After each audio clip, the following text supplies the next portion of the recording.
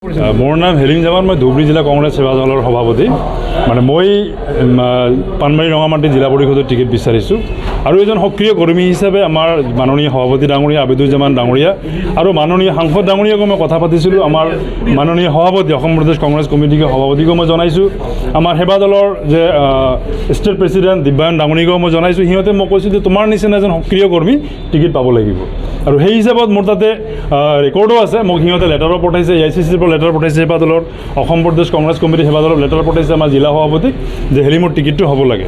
কাৰণ সকলোৱে জানে আজি কেইদিনমান আগতো মই গুৱাহাটীত এটা ধৰ্ণাত যে মোক এৰেষ্টো কৰিছিলে। সেই হিচাপত মোক টিকেট দিম বুলি কৈ মোক সেই হিচাপে মোক যথেষ্ট এটা আশ্বাস দিছিল টিকেট হ'ব বুলি। কিন্তু যোৱাকালি আমাৰ যিখন PSC কমিটি মানে পলিটিকেল এফেয়াৰ্ছ কমিটিৰ যিখন চিলেকশ্যন হৈছিলে তাতে মোৰ নামটো চিলেকশ্যনো হৈছিলে আৰু কিছুমান টিকেট পেণ্ডিং বুলি কৈছিলে। মানে পেণ্ডিং মানে কি এইটো এটা পলিচি, মানে পলিচি মানে কেনেকুৱা, মোৰ নামটো যদি চিলেকশ্যন হ'লে তেতিয়া মোৰ এটা মানে ধাৰণা কোনোবাই এটা অবজেকশ্যন মাৰিব, তাৰপিছত এইটো পেণ্ডিং কৰি দিব। পেণ্ডিং কৰাৰ লগে লগে মোক ক'লে তুমি চিন্তা কৰিব নালাগে, তোমাৰ টিকেটটো ৰাতি হৈ যাব। ৰাতি 2টা বজালৈকে মই গোটেই ৰাতি জাগি আছোঁ। 2টা বজালৈকে আমাৰ প্ৰেচিডেণ্ট মাননীয় আবিদুজ্জামান ডাঙৰীয়াই মোক ক'লে যে তোমাৰ টিকেটটো হৈ যাব। আমাৰ মাননীয় সাংসদ ৰকিবুল হুছেইন ডাঙৰীয়াই কৈছে তোমাৰটো হৈ যাব। মই ৰাতিপুৱা 6টালৈকে ইয়াতে আছোঁ। ৰাতিপুৱা মই গম পালোঁ মোৰ টিকেটটো বিক্ৰী হৈ গ'ল 10 লাখ টকাত। কোনে ল'লে 10 লাখ টকা?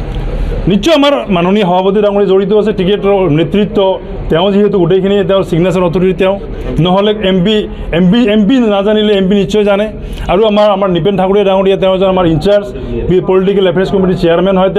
তেওঁ কৈছিলে আমাৰ যিখিনি পেণ্ডিং আছিলে পেণ্ডিংখিনি আমি অহাকালি বহি ছেটেলমেণ্ট কৰি মানে শ্বৰ্ট আউট কৰি পেলাই টিকেটখিনি প্ৰদান কৰিব। এতিয়া কি হ'ল? এতিয়া আমাৰ কি হৈছে, আমাৰ এই যিখিনি টিকেট দিলে আমাৰ এইখনৰ কোনো মিটিং নহ'ল আৰু কোনো ধৰণৰ পেণ্ডিং কমিটি কোনো বহা নহ'ল, নহয় পেলাই টিকেটখিনি দিলে।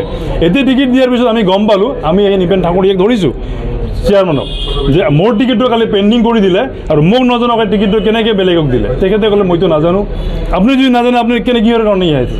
গতিকে মই সেৱা দলৰ চিফ হিচাপে আমাৰ সেৱা দলৰ কৰ্মী আহি কৈছে যে আমাৰ সেৱা দলৰ আৰু প্ৰত্যেকটো সংগঠনৰ মুৰব্বীক যুৱ কংগ্ৰেছৰ প্ৰেচিডেণ্টক টিকেট দিলে, NSUৰ সভাপতিক টিকেট দিলে, মহিলা কংগ্ৰেছৰ সভানেত্ৰীক টিকেট দিলে, মোৰ টিকেটটো কিয় নিদিলে? কাৰণ মোৰ টিকেটৰ এগেইনষ্টত এটা ডাঙৰ টকাৰ লেনদেন হৈছে বুলি মই গম পাইছোঁ। আৰু এইটো সিহঁতে অলৰেডি আগতে কৈছে যে আমি 10 লাখ টকাৰ নিচিনা আমি টকা দি দিছোঁ। যিয়ে প্ৰাৰ্থী সেইজনে তেওঁৰ নিজৰ মুখেদি এইবিলাক কথা কৈছে।